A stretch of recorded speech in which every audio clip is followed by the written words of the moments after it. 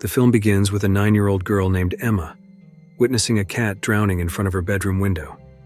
With an impassive face, Emma closes the curtains and gets ready for school. In her room, several awards are displayed. Emma is an accomplished student. She is also independent and responsible. At home, Emma lives only with her father, David, as her mother passed away when she was born.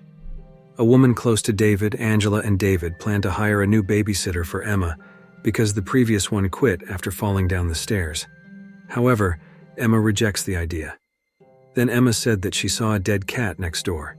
At school, Emma catches a bee that scares her classmates and calmly releases it.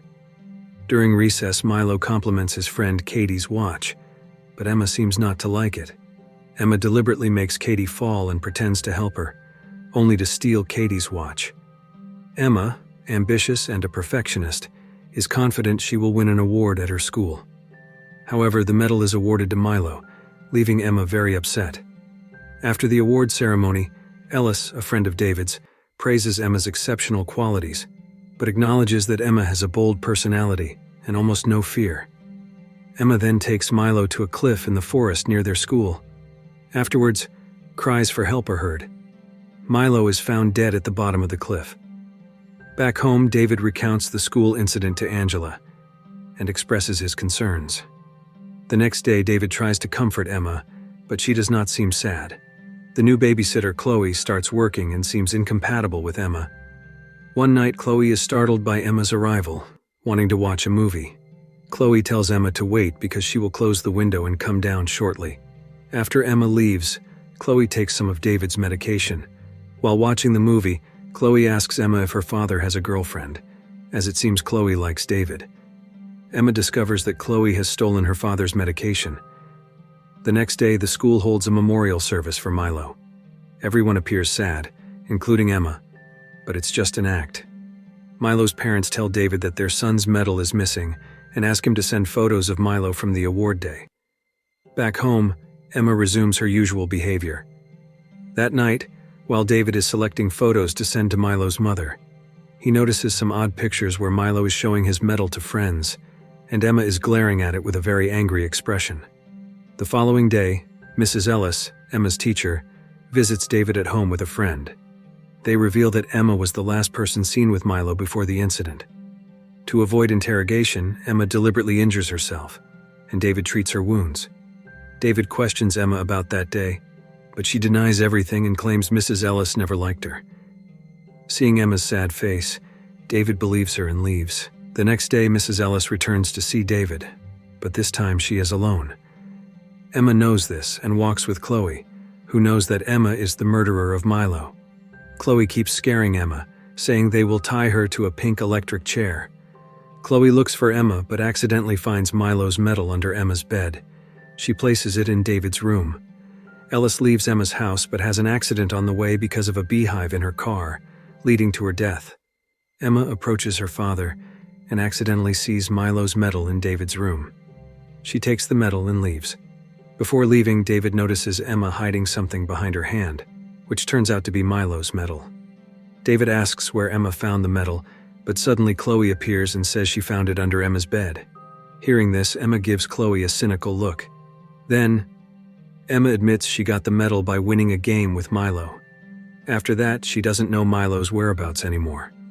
That night, David dreams about the time he and his wife took their child to the doctor, who said something was wrong with their child. The next morning, while David is eating cereal with Emma, he is startled by the sight of a woman's corpse floating in the column next to their house, and Milo standing there looking at them with a pale face and the medal around his neck. Then he wakes up, realizing it was just a dream. David takes Emma to Milo's house to return the medal. Upon arriving at Milo's house, Emma returns the medal. Milo's mother mentions that Mrs. Ellis has died in an accident caused by a bee in her car.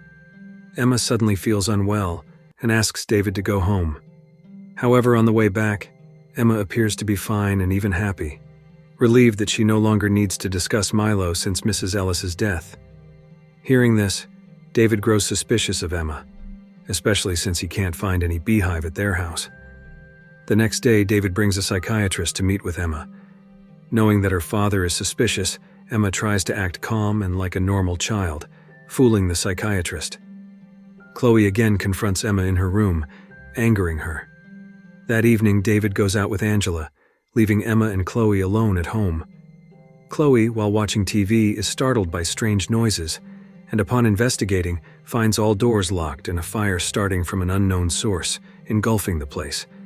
Emma watches from behind the window, smiling as the fire consumes Chloe, who dies in the fire.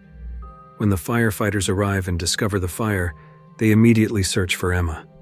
The police think Emma is in shock from the incident, but once they leave, Emma's demeanor changes, and she shows a very happy face. David, witnessing this, becomes convinced that all these deeds are Emma's doing. Later, David confronts Emma in her room about the incidents.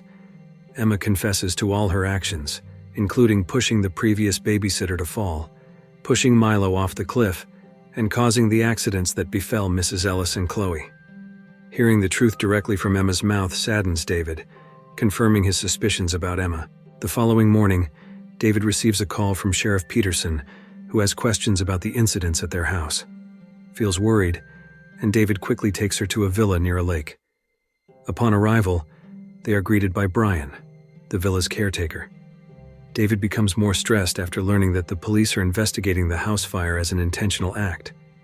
The next day, while David is investigating Emma's injuries, he is surprised by her arrival. In the scene, Emma states she would not hurt anyone without a reason, even though she is aware that her father, David, is planning something bad against her.